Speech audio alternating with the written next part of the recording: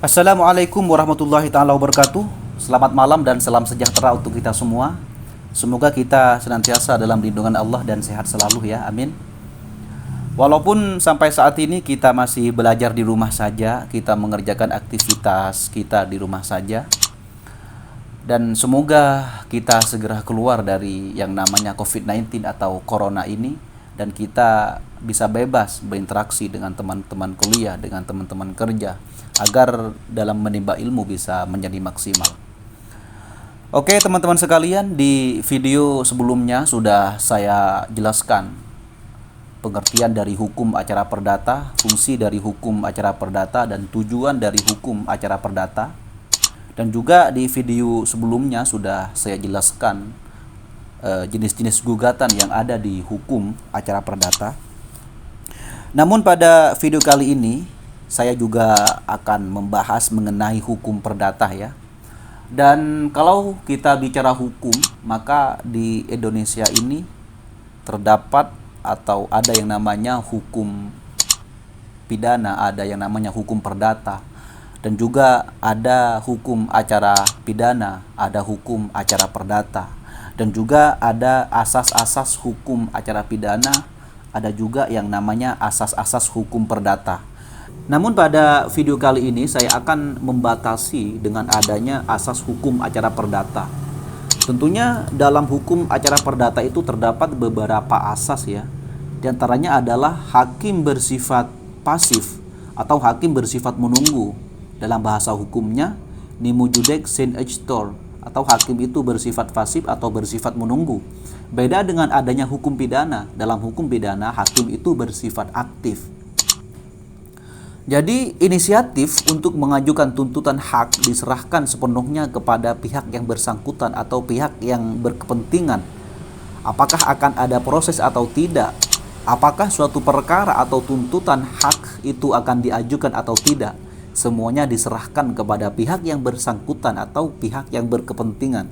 Sedangkan hakim di sini hanya bersifat menunggu datangnya tuntutan atau menunggu datangnya hak yang diajukan kepadanya. Akan tetapi sekali perkara itu diajukan kepada hakim, maka hakim tidak boleh untuk menolak, baik dalam pemeriksaan atau dalam mengadilinya. Sekalipun dengan dalih bahwa hukum tidak ada atau kurang jelas, karena hal itu sudah dijelaskan dalam pasal 16 Undang-Undang Nomor 4 Tahun 2004, larangan untuk menolak memeriksa perkara disebabkan anggapan bahwa hakim tahu akan hukumnya. Jadi dalam asas hukum perdata itu hakim tidak boleh untuk menolak perkara yang diajukan kepadanya ya, karena hakim itu sudah dianggap tahu akan semua hukum, atau dalam bahasa hukumnya itu ius currino fit, hakim itu dianggap sudah faham dalam semua hukum. Selanjutnya adalah hakim mengadili seluruh gugatan. Jadi hakim itu dilarang menjatuhkan keputusan terhadap sesuatu yang tidak dituntut atau mengabulkan lebih dari apa yang dituntut. Hakim itu wajib memutuskan semua tuntutan. Jadi hakim itu sangat terikat ya dengan apa yang dituliskan para penggugat, apa yang didalilkan, fundamentum petendinya apa petitumnya. Kalau ada yang mau diharapkan dari gugatan tersebut, hakim hanya mengadili sampai di situ saja. Jadi hakim itu tidak bisa memutuskan lebih. Beda dengan hukum acara pidana. Dalam hukum acara pidana, jaksa itu menuntut 15 tahun, maka hakim bisa untuk membuat pidana mati. Kalau misalnya hakim memandang itu hal yang harus diputuskan. Jadi dalam hal ini hakim itu cuman bisa untuk memutuskan sesuatu yang dituntut oleh si penggugat. Selanjutnya, hakim mengejar kebenaran formil. Keyakinan bukan hal yang utama, tetapi bukti-bukti yang disampaikan para pihak. Beda dengan hukum acara pidana ya. Kalau di hukum acara pidana itu berdasarkan keyakinan hakim secara sah dan meyakinkan. Dalam konteks ini tidak.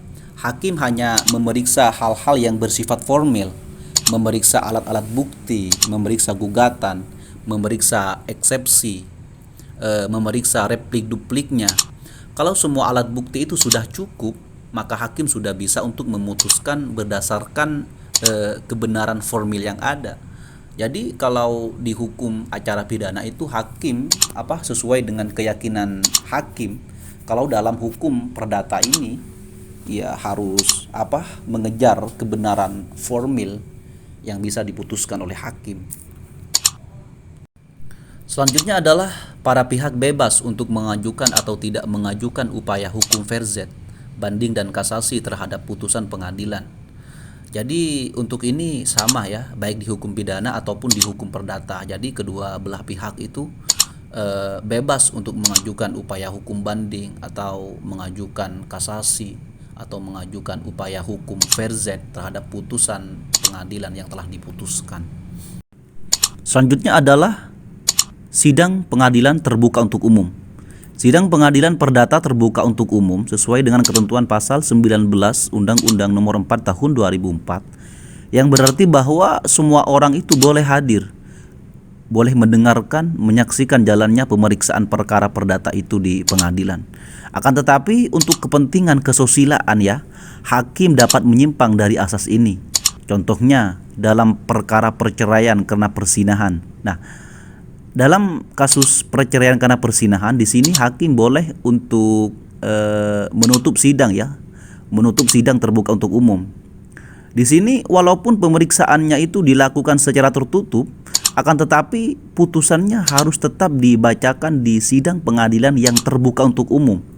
Dan apabila putusan pengadilan yang dibacakan dalam sidang tertutup untuk umum adalah tidak sah, karena tidak mempunyai kekuatan hukum dan putusan tersebut batal demi hukum. Selanjutnya adalah asas mendengar dari kedua belah pihak, karena kedua belah pihak ini mempunyai kedudukan yang sama. Dalam bahasa hukumnya itu disebutkan audi et altera partem. Jadi hakim itu wajib mendengarkan pendapat atau keterangan dari kedua belah pihak. Hakim tidak boleh hanya mendengarkan hanya dari satu pihak saja. Sesuai dengan ketentuan pasal 5, bunyi kodok ini. Sesuai dengan ketentuan pasal 5 ayat 1 Undang-Undang Nomor 4 Tahun 2004 mengandung arti bahwa di dalam hukum acara perdata yang berperkara harus sama-sama diperhatikan, berhak atas perlakuan yang sama dan adil, serta masing-masing harus diberi kesempatan untuk memberikan pendapatnya. Jadi dalam hal ini, pihak yang berperkara itu harus diperlakukan secara sama adilnya. Hakim tidak boleh mendengar keterangan hanya dari salah satu pihak sebagai suatu yang benar tanpa mendengar dan memberi kesempatan kepada pihak yang lain untuk menyampaikan pendapatnya. Hal ini berarti dalam pengajuan alat-alat bukti harus dihadiri oleh kedua belah pihak. Hal itu sesuai dengan ketentuan pasal 121, pasal 132 HIR, dan juga dalam pasal 145 dan pasal 157 RBG. Hakim tidak boleh memberikan putusan tanpa memberikan kesempatan kepada kedua belah pihak yang berperkara.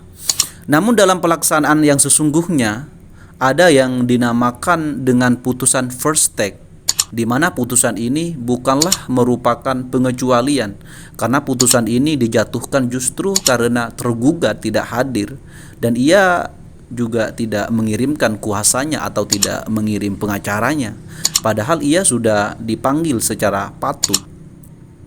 Jadi dalam hal ini hakim itu wajib untuk mendengarkan kedua belah pihak atau keterangan dari kedua belah pihak.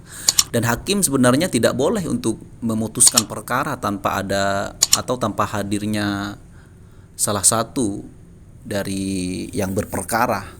Tapi juga bisa hakim langsung memutuskan karena sudah ada sekarang istilahnya namanya putusan first take atau putusan tanpa hadirnya si tergugat. Selanjutnya adalah tidak ada keharusan untuk mewakili, tetapi dengan kuasa saja sudah cukup. Jadi untuk berperkara ke pengadilan ini sebenarnya diperbolehkan untuk datang sendiri atau bisa menggunakan jasa pengacara untuk mewakili. Jadi bagi teman-teman sekalian ya, kalau tidak ada kesibukan ya bisa untuk berperkara ke pengadilan langsung dengan sendirinya. Tapi kalau ada kesibukan atau sudah bekerja atau menjadi karyawan, jadi kalau memang tidak bisa ya harus menggunakan jasa pengacara. Selanjutnya adalah putusan itu harus disertai dengan alasan-alasan ya. Semua putusan hakim itu harus memuat alasan-alasan putusan yang memang bisa dijadikan dasar untuk mengadili. Hal itu sesuai dengan ketentuan pasal 25 ayat 1 Undang-Undang Nomor 4 Tahun 2004 HIR dan juga pasal 19.5 RBG. Karena HIR dan RBG ini merupakan sumber-sumber hukum acara perdata ya. Dan juga hakim dalam memutus suatu perkara itu memang harus berdasarkan alasan, harus mempunyai alasan. Hakim tidak boleh memutus suatu perkara itu tanpa adanya alasan. Karena juga betapa pentingnya alasan-alasan sebagai dasar putusan dapat kita lihat dari beberapa putusan Mahkamah Agung yang menetapkan bahwa putusan yang tidak lengkap atau kurang cukup dipertimbangkan merupakan alasan untuk kasasi dan harus dibatalkan. Jadi ketika putusan hakim itu sudah tidak ada pertimbangan yang cukup, sudah tidak ada alasan yang cukup, maka itu menjadi sebuah alasan salah satu pihak untuk mengajukan banding ataupun mengajukan kasasi. Selanjutnya adalah beracara itu dikenakan biaya. Ya sudah biasa sesuai dengan asasnya bahwa setiap orang yang berperkara ke pengadilan yaitu memang dikenakan biaya. Baik itu meliputi biaya kepanitraan, biaya pemanggilan, biaya pemberitahuan, dan biaya materai. Apalagi ketika menggunakan jasa pengacara, maka biayanya semakin bertambah. Dan saran saya kepada Anda sekalian, apabila mempunyai persoalan, mempunyai masalah, alangkah baiknya itu diselesaikan di luar pengadilan. Dan apabila sudah tidak bisa, ya maka terpaksa harus diselesaikan ke pengadilan. Dan Anda sekalian harus menggunakan jasa pengacara agar haknya bisa diperoleh. Karena seorang pengacara akan memperjuangkan hak kliennya, bukan untuk memenangkan perkaranya ya, untuk mendapatkan haknya atau memberikan yang terbaik kepada kliennya. Lalu untuk mereka yang tidak mempunyai biaya untuk berperkara ke pengadilan, tapi mereka harus menyelesaikan perkara tersebut ke pengadilan, maka ada dua cara. Yang pertama, bisa meminta bantuan hukum ke pengadilan, karena di pengadilan itu sudah tersedia yang namanya posbakum, atau di sana sudah tersedia bantuan hukum. Bisa meminta bantuan ke sana dan bisa meminta bantuan ke LBH atau Lembaga Bantuan Hukum. Kebetulan saya sekarang sudah bekerja di Lembaga Bantuan Hukum. Ya maka ketika teman-teman sekalian ingin meminta bantuan hukum, ya welcome. Kami akan menerima dan akan memberikan bantuan semaksimal mungkin, dan tidak ada biaya, dibebaskan apabila Anda sekalian memang tidak mempunyai biaya atau terdiri dari golongan orang miskin. Mohon maaf ya. Karena di LBH itu sudah ada ketentuannya atau sudah ada pasalnya berdasarkan Undang-Undang tahun 2011 nomor 16 tentang bantuan hukum. Telah disebutkan bahwa penerima bantuan hukum adalah orang miskin ya, dan kelompok orang miskin yang sedang terjerat oleh masalah atau kasus hukum diberikan secara gratis. Itu artinya penerima bantuan hukum tidak akan dibebani pembayaran advokat. Jadi ketika sudah tidak bisa membayar atau tidak mampu untuk membayar biaya ke pengadilan dan harus menyelesaikan perkara ke pengadilan, ya minta saja bantuan hukum ke LBH. Insya Allah LBH akan membantu. Apalagi orang-orang yang kenal sama saya ataupun yang tidak kenal sama saya, pasti saya akan membantu dan teman-teman. Selanjutnya adalah asas sederhana, cepat dan biaya ringan. Asas sederhana, cepat dan biaya ringan merupakan salah satu dari asas hukum acara perdata ya. Maksud dari sederhana adalah acara peradilan dilaksanakan dengan jelas, mudah dan difahami dan tidak berbelit-belit. Kata cepat menunjukkan pada jalannya peradilan yang dilaksanakan. Terlalu banyak formalitas merupakan hambatan bagi jalannya pengadilan ya.